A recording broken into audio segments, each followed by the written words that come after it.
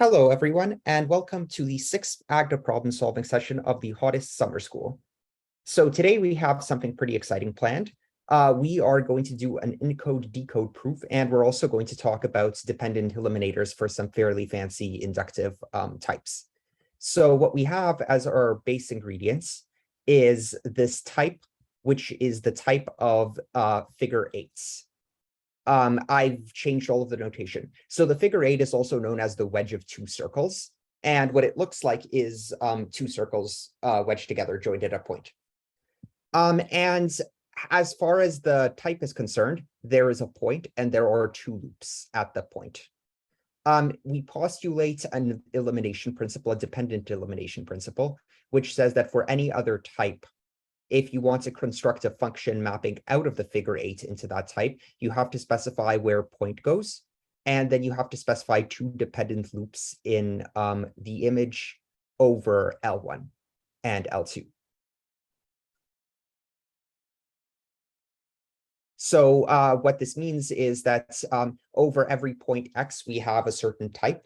And so we want basically, we pictured loops as being a path from X to X as that goes around the fibers over loop one and around the fibers over loop two. And we're going to concretely see some examples of this when we work with the universal cover of the figure eight space.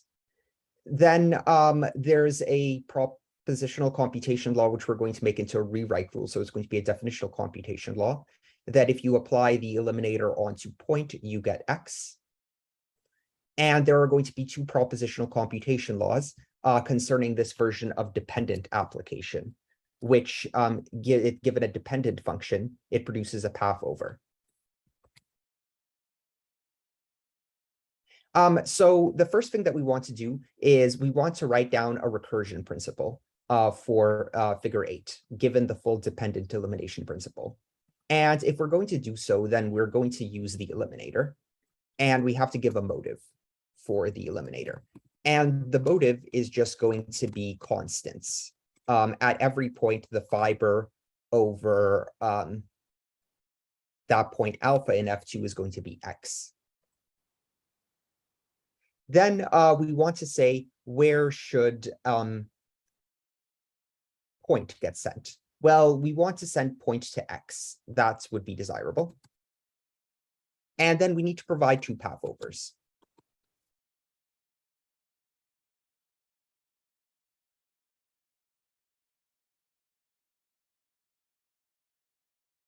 And at this point, we're like, okay, we need a lemma for this. So let's look at what the types of these are. What we have is just a regular path from X to X, whereas we want to have a path over L1 in the constant type family.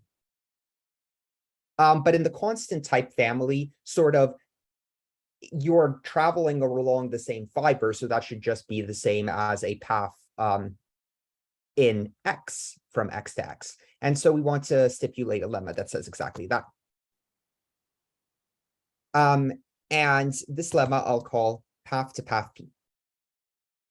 So it says that if we have some path like L1, and we're considering the dependent path space over the path L1 in a constant vibration, then we can promote non-dependent paths B1 to B2 in X to dependent paths in this constant family that lie over the path P. And how do we prove this? Well, any suggestions? Path induction? Yeah, let's do path induction on both variables. And when we do path induction on both variables, it reduces to a path over reflexivity from B to B. And we have a constructor for that. That's called refl O. Good. So now we have a way to promote our paths into path overs using this path to path P function. And so we just want to promote this to be a path over L1 P. And we want to promote the next one to being a path over L2 and we promote Q.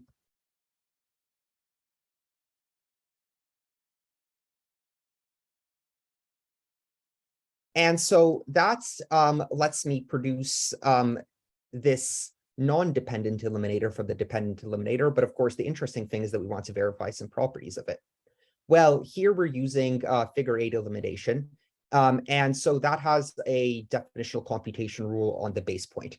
So if we want to prove that figure 8 rec of point is x, then let's just see what this type unfolds to. It unfolds to x equals x. So ruffle underscore. Good. Now these are going to be a bit more challenging. We want to show that apping this function that we're producing by recursion onto L1 gives P. Now, what do we know? We know this dependent propositional computation law. So if we look at this, then what we have is we need to give a motive. So the motive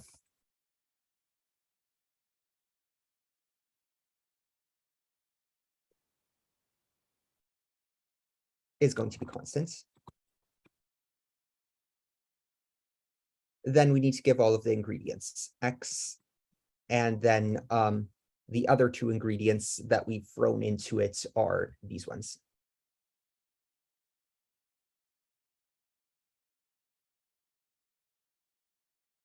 Also, I'm proving the wrong one. So if we look at what just applying the propositional computation law to this gives, is that it gives that the dependent application of the dependent eliminator onto L1 is the conversion. It's not P, it's this argument. Now, okay, cool. Can we prove a lemma that's going to be relevant? Well, how about this one? App to app dependent. So what app to app dependent says is that if I have a so this is different from what's given in the homework problems. If I consider app FP and I turn that into a dependent path over a constant type family, then that's the same as app DF onto P. And I can, so this makes sense because it's well typed, and I can prove it by path induction. So this is actually going to be easier than to use than the example given.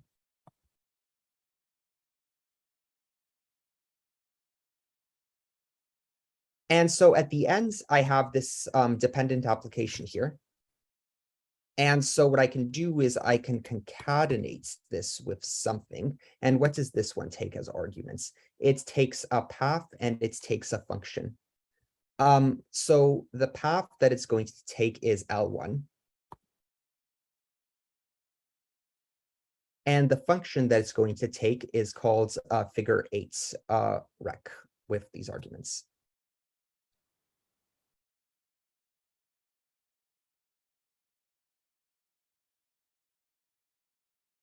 So what that gives me is that,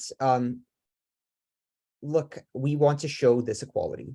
But what we have is this equality, except we've applied path P, path to path P L1 onto both sides.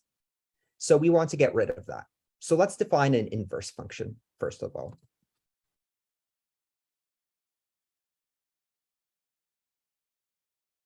And this goes in the other direction. So if we have a dependent path over a constant type family, then we can get a regular path in the constant fiber.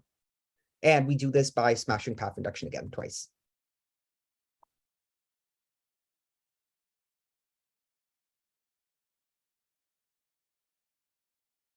Cool. So what we're going to do then is we have this thing, and we're going to app this thing onto both sides.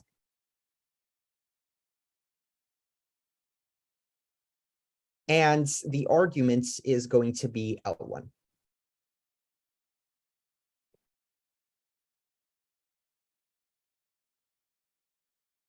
Any questions?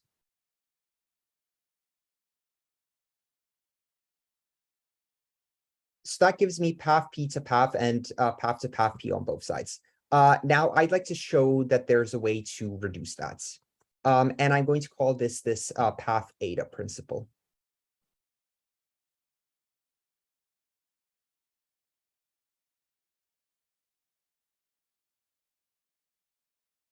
And again, this is a bit nicer than what's given in the notes.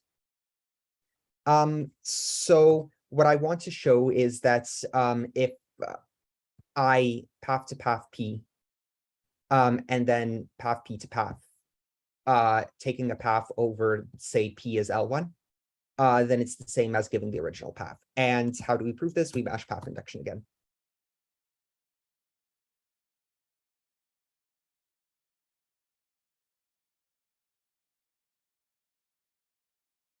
So path induction feels like cheating, but really the substantial thing is that you had to have given a well-typed statement with 3 endpoints. So that's where the difficulty lies, basically. So here we want to clean up both of these endpoints. Let's clean up, for example, the second endpoint. So from the end, we have this. So we're going to apply path eta onto L1 and P. And that's going to clean up the second endpoint to just being P. And we want to do the same thing at the start.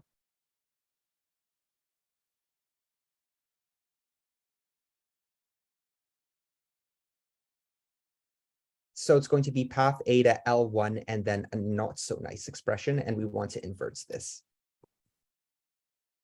And so the not so nice expression is, well, pretty short.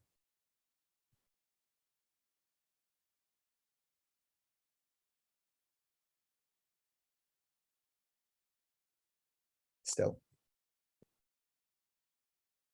And that completes that proof.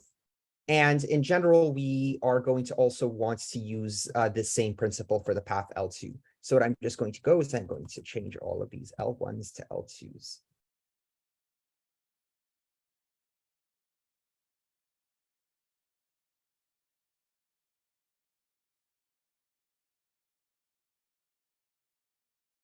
Oh, except this one still stays L1.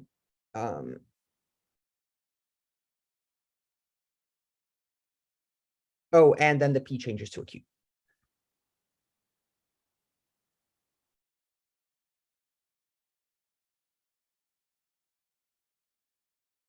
Cool. So now we're ready to get on to the main challenge of today with 45 minutes to spare. So that's good. And I can actually draw this. So the idea is that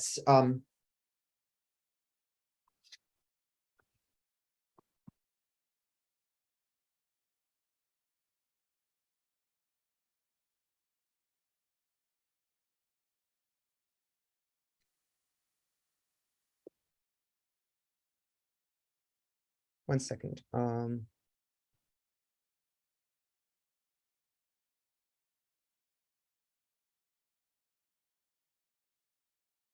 So when we had the circle, we had a picture.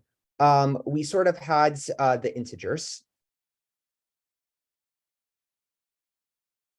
And the integers looked like this.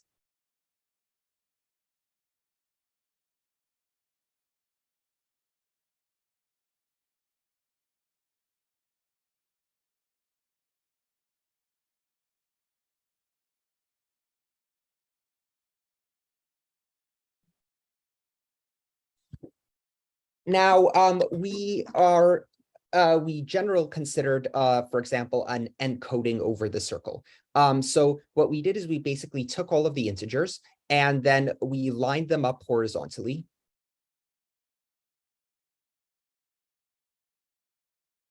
And then at the bottom, we had the circle.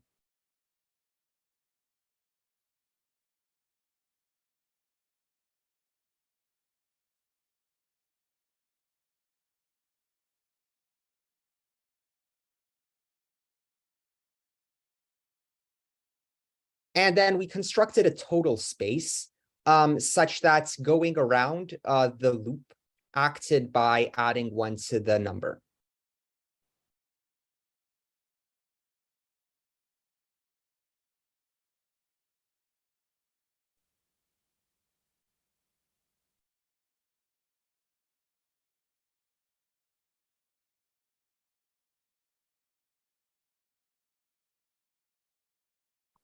Okay, I can draw a better spiral, although it's actually tricky.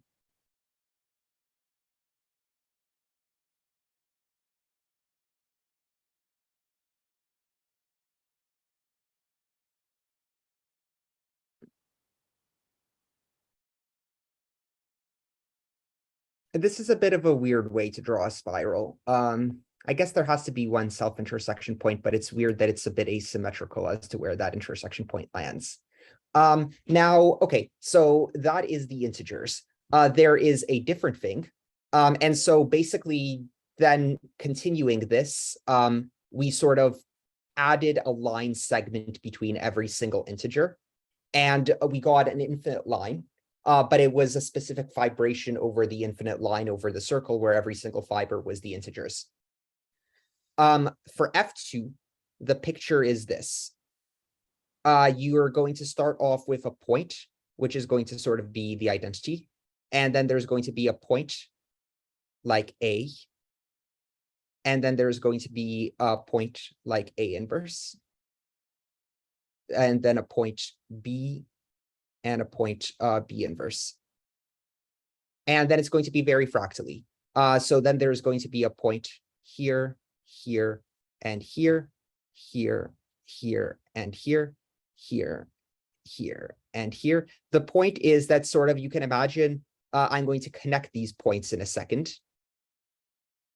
But you can move when you're at any one of these points, you can move in one of 4 directions.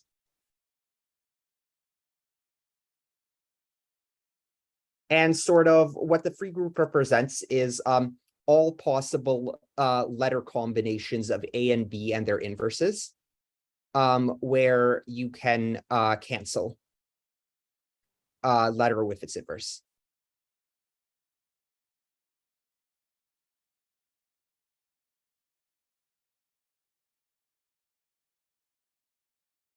Okay, but how does the universal cover look like? What the universal cover looks like is this.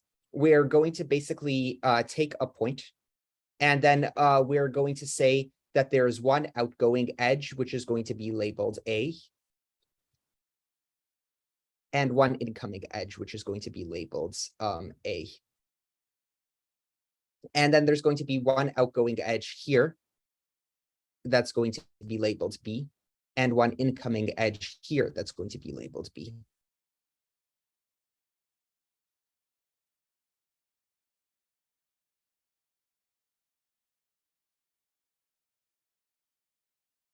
I guess I flipped A and B versus these pictures. And then this continues. So then here you have 2 more edges. I guess I can draw it as a line like this.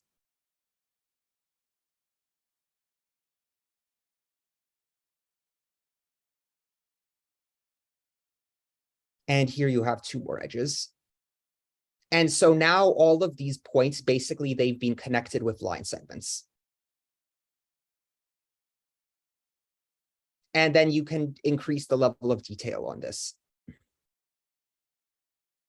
And it's this infinite fractally recursive pattern.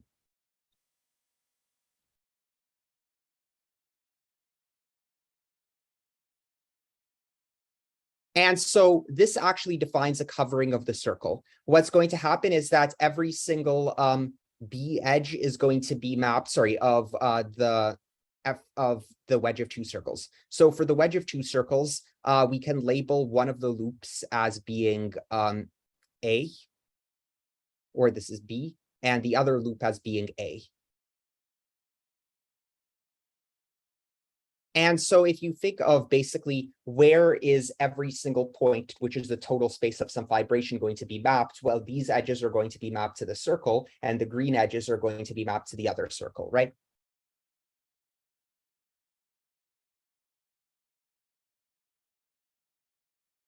And so you can see basically that this total space is going to be contractible because it's just a graph.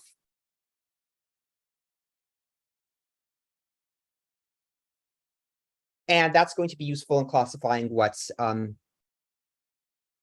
anyway, so this is what F2 looks like. So that's the motivation for F2. Any questions about that?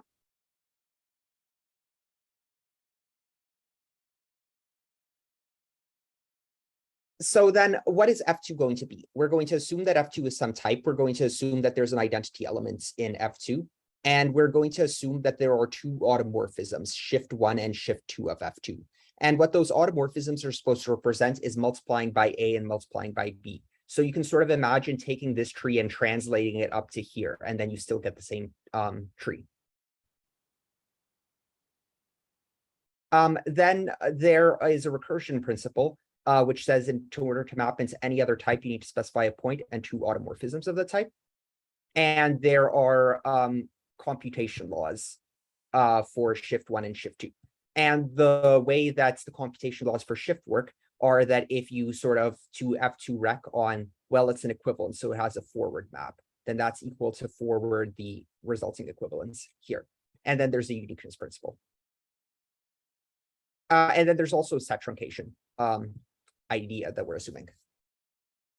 So the first thing that we want to do is we want to, in this encode decode arguments, the broad thing is we need a cover, then we need encode and decode functions. And then we want to prove these two lemmas, saying that these functions are mutually inverse. What that does is it then proves that basically the path space is identically equivalent to the space described by the cover. And in particular, then, if we sort of take the path space at point, that gives us a description of the loop space. And we're going to show that the loop space is actually equivalent to F2. Now, this isn't an algebraic statement, but it is a statement about the type. So how are we going to construct a map from the figure 8 into this cover? Well, we're going to use, since it's a constant, since it's not a dependent map, the recursion principle.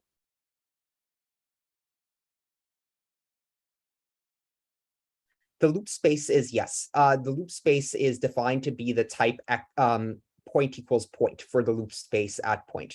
It's just literally the space of loops.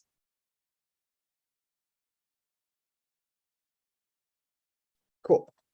So then I need to say where is the base point going to get sent? And the base point is going to get sent to the space F2. So in the figure 8, point will be sent to F2. And now what I need to do is I need to specify two equivalences F2 to F2. Well, this is where univalence comes in. So in lecture 6, we introduced univalence, which lets us turn equivalences into equalities. And we do have two equivalences. They're shift 1 and shift 2. So we're going to apply univalence onto shift 1 and univalence onto shift 2. And that's going to give me a map from figure 8 into the universe. Now for encode, what's going to happen is that given an equality in the figure 8 space, from a point to X, I want an element of the cover. Well, what I can do is I can do path induction here. So it really suffices to only give it for reflex. Rather the refl point. And then I need to give a point of cover X, but cover of point is definitionally F2. And F2 has a distinguished element, the identity. Now for decode, it's going to be a bit more interesting. I have a, yep. Is that the same as defining it as transport cover over the path P? It is. That might actually be, so another thing that we can do is, actually, I think that's the way that it's usually done. You know what? Why not do that? Cover P point. Yeah. Right? I need a point in F2. E. You know what? Why not fly with this? Let's actually see if that helps us. I think maybe this is the standard way of defining it. Okay, for decode, what we're going to do is we need to produce a map from basically the figure 8 space into this function space. And that's function space depends on X. So we're going to use the full dependent eliminator.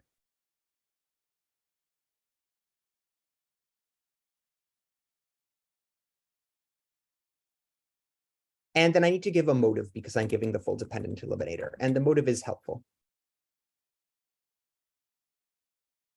So this is a point in X in figure 8. Let's call it alpha.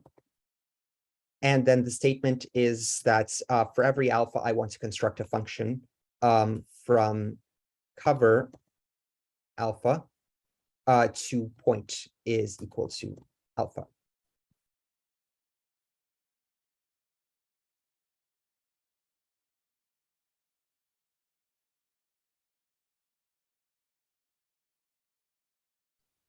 And then I need to supply 3 arguments, and then I'm going to specialize this on X. So the first argument wants me to construct a map from F2 to point equals point, where point equals point is an equality on the circle. And now, so giving an equality from point equals point, you may naively say, why not take the reflexivity path? But that's not actually what we want. If we're given a point on F2, then there's a unique path from that point to the element E, right? So for example, if I take this point, or rather this point, then I will have gone A forwards and B backwards, right? So where that should get sent to is A forwards and B backwards, right? So this infinity loop. So in other words, we actually do want to use induction here. And what I'm going to do is I'm going to construct a function called loopify.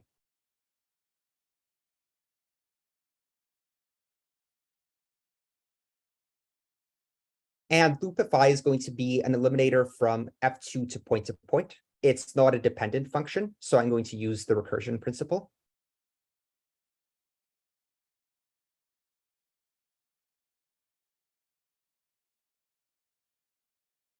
I want to make sure the induction is in one direction. I'm not sure what in one direction means, but I do need to actually do an induction because from the picture, if I'm given a point on F2, then there's a unique sequence of loops that I can trace around on here in order to sort of let me reach that point in the cover.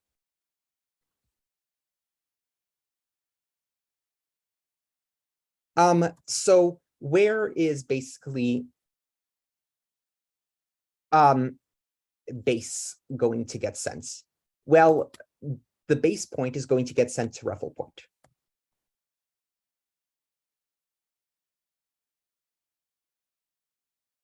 So the identity element in F2 is going to get sent to reference point. Now I'm going to need to construct 2 things here, and these are going to be a bit interesting. Sorry, why am I doing figure 8 recursion? Sorry, I do not want figure 8 recursion. I want F2 recursion.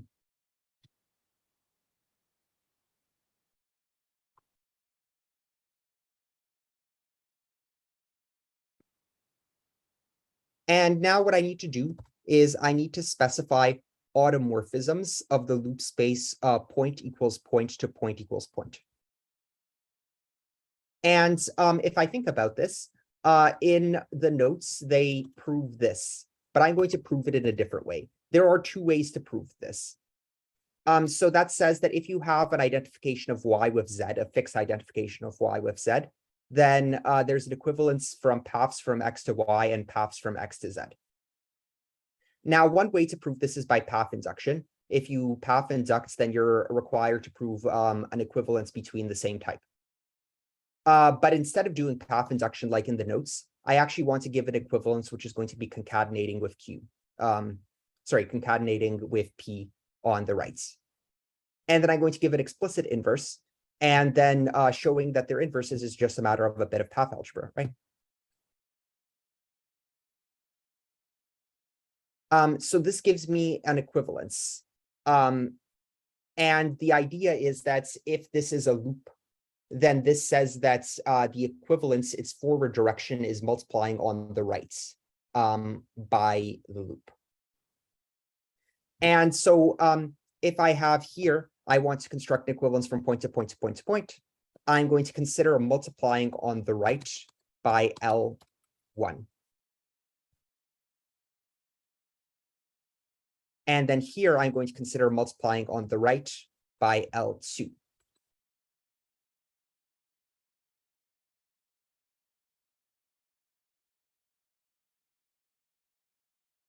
So what this means is that basically the way that the equivalence shift 1 is going to act is by multiplying by L1, and the way that shift 2 is going to act is by multiplying by L2. In the sense that if we have these computation laws. So if you shift something and then you apply this recursion principle, it's going to be the same as just applying the recursion principle and then concatenating with L1 on the right, which is good. Why did you choose to define concatequiv the long way? Because I will have, it will compute. Somewhere later on, we're going to have forward of, and I would have to prove the result by path induction. So Okay. This will actually reduce, whereas the other one would not reduce and it would require an extra path induction. Gotcha. Right. Cool. Let me turn off my tablet for the moment. So what we're going to need now is we're declaring that we're doing decode. So point 1 was I needed a way to go from F2 to loops. And the function is appropriately called loopify. In lecture 6, this was called loop to the n. And so the name is very appropriate. Both names are very appropriate. Because loop to the n, it took a number, and then it took loop to the nth power, where the number was an integer. And here it's sort of loopify. It takes up elements in F2 and then it produces the appropriate loop in the figure 8 space by just tracing out those loops. So loopify is a map F2 to point. So that's good. Now here, this looks terrible. What I want to say is that if I have a path over, so the fibers are going to be this function type. Okay, well, the thing is, what about fibers in a function type? We had a lemma about this in lecture. And this was this path over arrow thing. And that said that if you want to construct a equality between functions in fibers, all of which are function types, then it suffices to do this. So we're going to apply that. And it's going to take one argument. So if I refine, it's just going to change the goal of what I'm trying to prove. Now I need to prove that for all points in F2. So by the way, the disadvantage of defining it the long way was that it unfolds to something terrible if I fully normalize. So there is a disadvantage.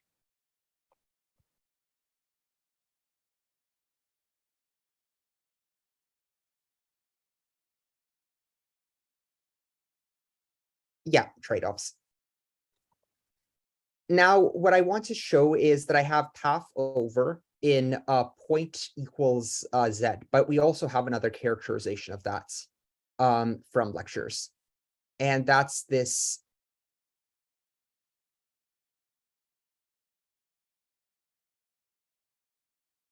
path over path 2. So if you want to construct a thing in dependent path where all of the fibers are paths from a fixed point to x, then it reduces to a problem of concatenation.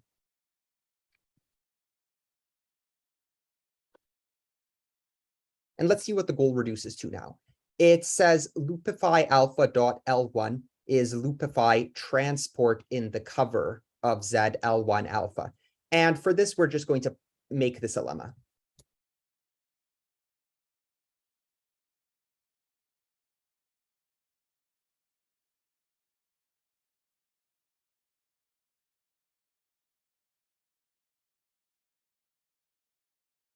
So how this works is if we look at what's happened in lecture, there's a way to turn transport cover. We can sort of make this a transport over a constant family of the type cover app cover L1.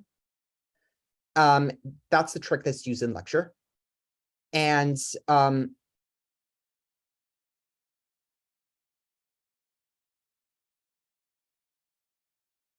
that's this one, transport app associativity. So applying transport app associativity onto, so first off, a type family, which is going to be cover.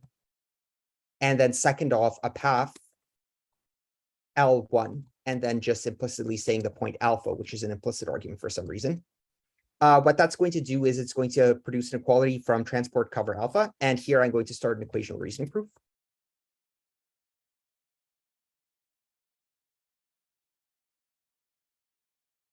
And then maybe I don't need alpha if I'm doing equational reasoning. And so what that's going to do is it's going to be the constants transport, which is going to be relevant for univalence beta. Univalence beta refers to this, so that's why we want to put it in this form. But that's not only the only reason that we want to put it in this form, because cover is actually a function that's defined by figure 8 recursion. And there is a propositional computation law as to how figure 8 recursion acts when we apply it onto L1, right?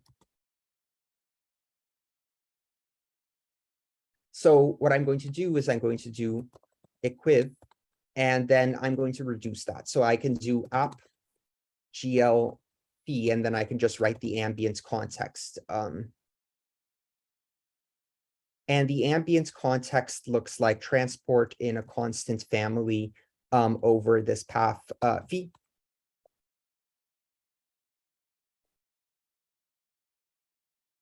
And what I'm going to do is I'm going to apply this propositional computation law.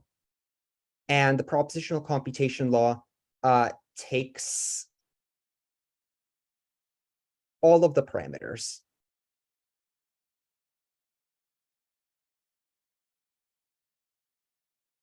And the parameters are these ones.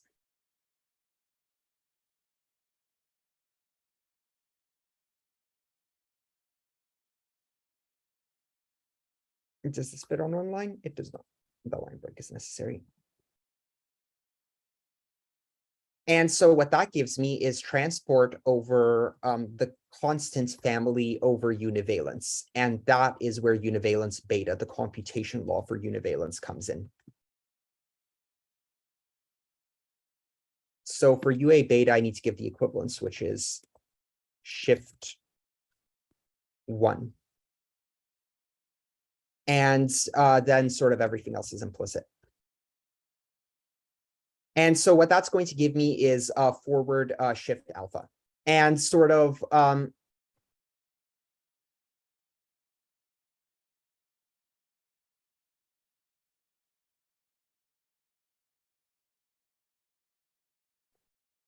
and we don't know what forward shift alpha is, because shift is sort of this unknown thing, which we assumed in a module parameter, but it is what we tried to prove. So we have transport cover is forward shift alpha. And we can prove this results also for the L2 analog.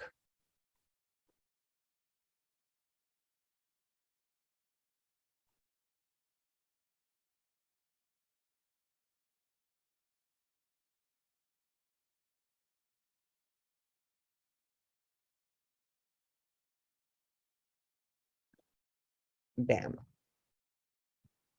Now, if we look at what we want to do, we have this expression transport cover alpha, and we now know how to simplify this expression. But we're not done yet. We need more lemmas. So I'm going to call these lemmas loopify L1 and loopify L2.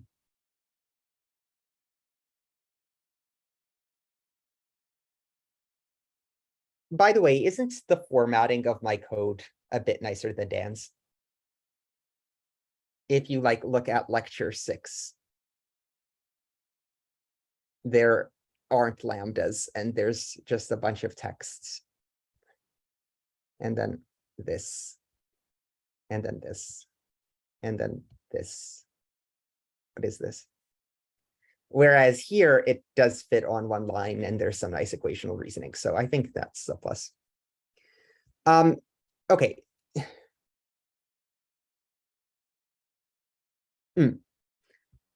Let's look at this.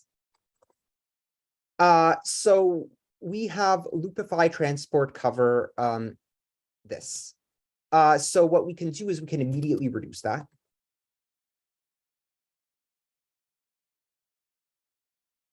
App loopify onto this thing that we just proved. Except it's in the forward direction. It's right. And what we need to give is just a single point of F2.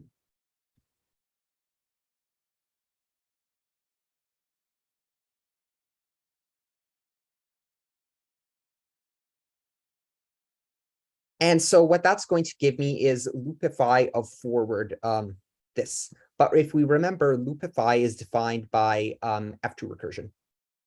So that was one of the things that we assumed in our module parameters. The computation law for shift 1. And so what we need to give is the 3 equivalences and the point in F2. And the 3 equivalent, the point and the 2 equivalences are what we see in the definition of loopify.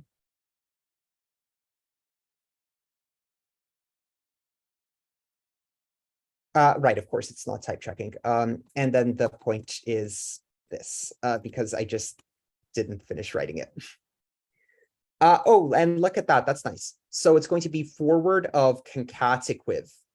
But this is why I defined forward of concat equiv in the long way. Because now it's actually going to forward is going to be this path. And you can see that if I fully normalize this, then at the end, it has a dot L1. Now, what is its dot L1? Am I just going to copy all of that? No, I'm not going to copy all of that. What I have is this expression right here, which is also known as loopify alpha. Dots L1. And that type checks.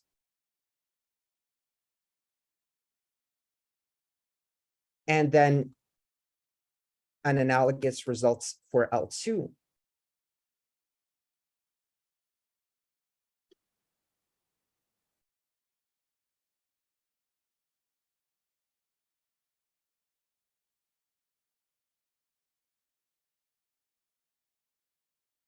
Bam, we have it.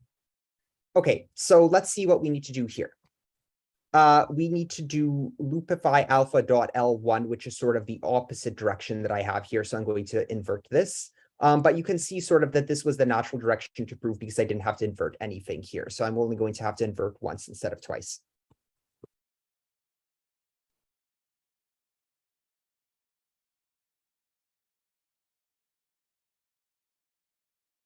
And then here it's basically the same thing, except for the fact that we're doing L2. So we're just going to apply this loopify L2 lemma. And so that completes the proof of decode. Now here I did a spoiler. So encode decode in every single encode decode proof, encode decode is sort of very easy to prove. And the reason is going to be, well, this looks bad. But let's say we just do path induction on P.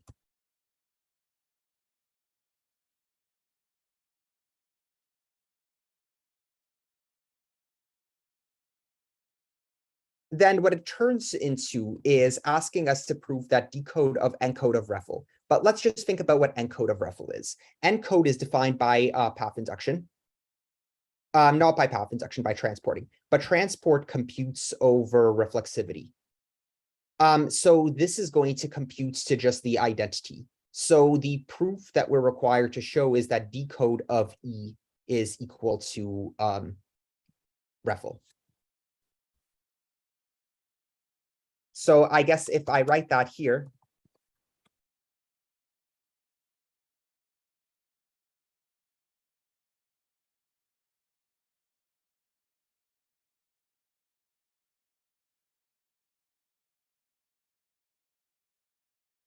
and you look at sort of the normalized versions, which have this trade-off, they're the same. So this is indeed what we're trying to prove. And I'm going to remove the equational reasoning because it's only a single step of equational reasoning, but I've just simplified both of those sides, and this is what it simplifies to. Well, if we think about decode, should compute on E because it's defined by F2 recursion, right? No, figure 8 elimination.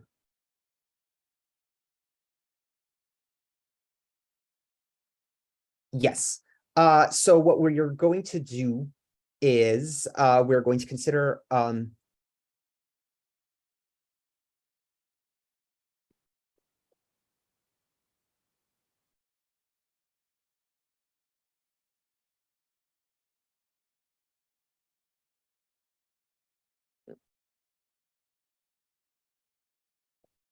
figure 8 elimination. And then we are going to, why is this longer than the argument that I gave before? Oh,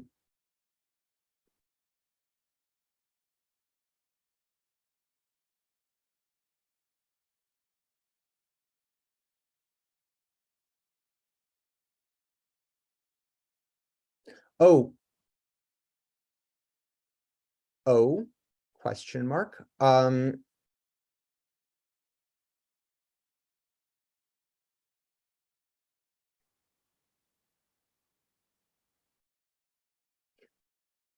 Sorry, what am I doing? Why is encode, decode, decode, encode? One second.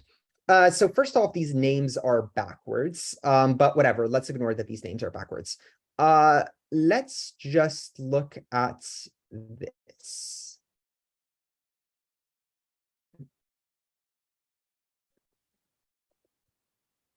So why does it get taken down to F2 rec? Oh, right, because, oh, right, decode E.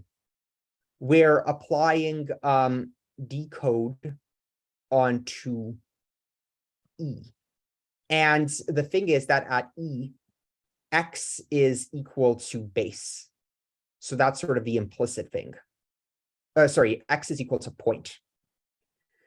So what happens is because X is point, the function that it takes me to is loopify. So this is actually saying that loopify applied to point. So, right, because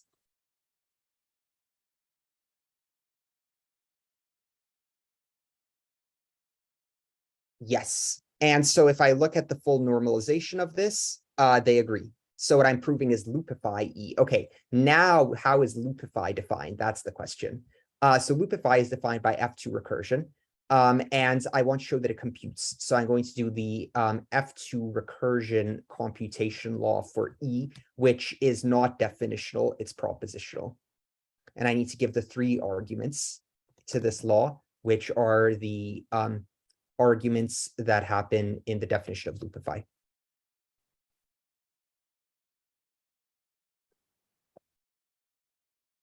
And that type checks, and then I don't need equational reasoning anymore.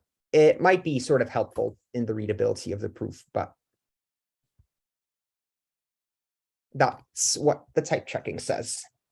Okay, and how much time do I have? Okay, so now we're going to do some super experimental stuff.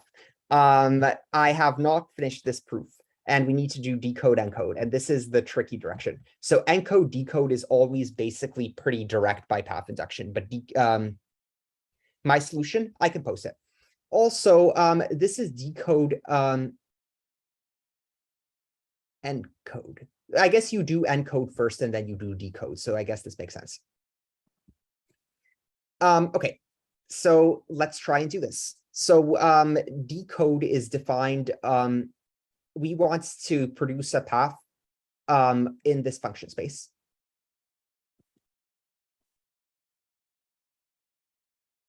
So what we're going to do is we're going to do figure 8 elimination, and we're going to use it on this function space. And we're going to put x in at the end. So we did this trick before. And now what I need to show is that for every point in F2, that encode decode of that point of F2 is equal to that. So what that's saying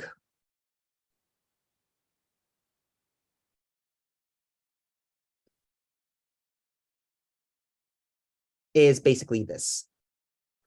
Because decode, if we just remember this, what we figured out in the last exercise, the way that decode acts at points in cover of P is by loopify. So what we really want to show is the following lemma: encode loopify, alpha is equal to alpha.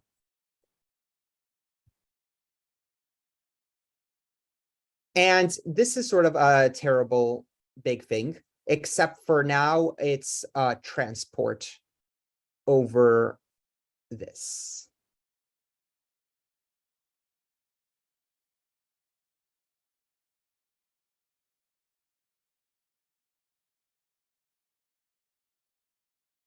It might have been a bit shorter if I didn't actually transport. Maybe no, path induction would still have been relevant.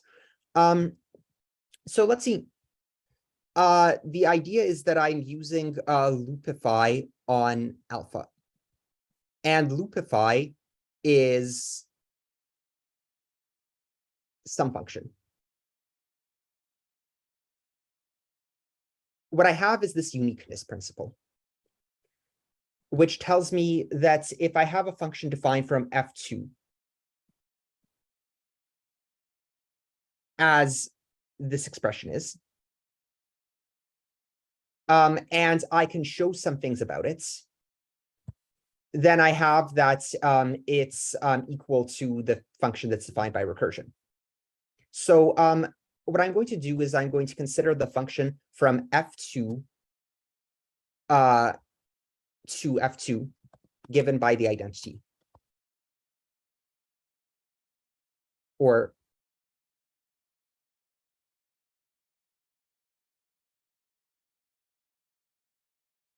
now I'm going to consider sort of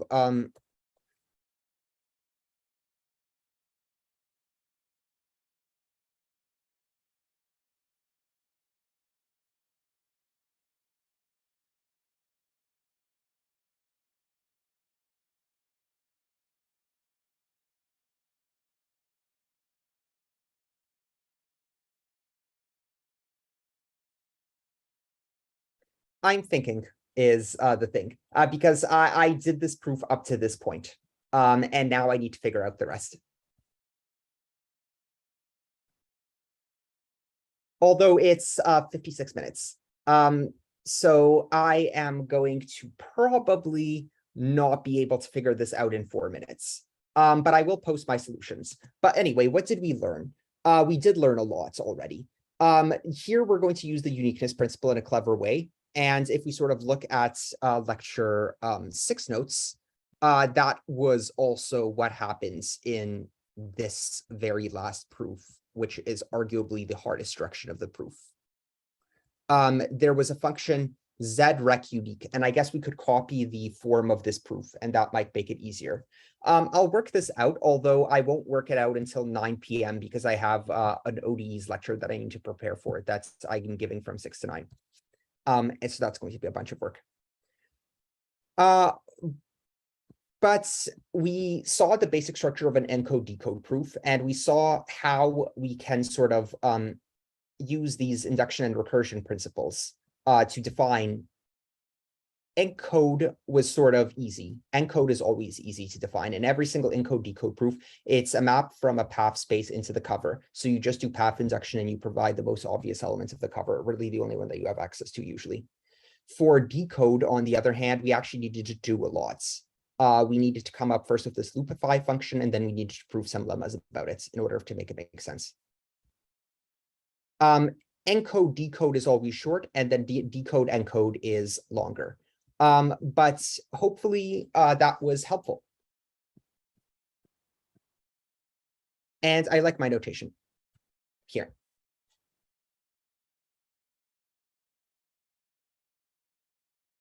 Okay, I am going to stop screen sharing. Sorry, stop recording now.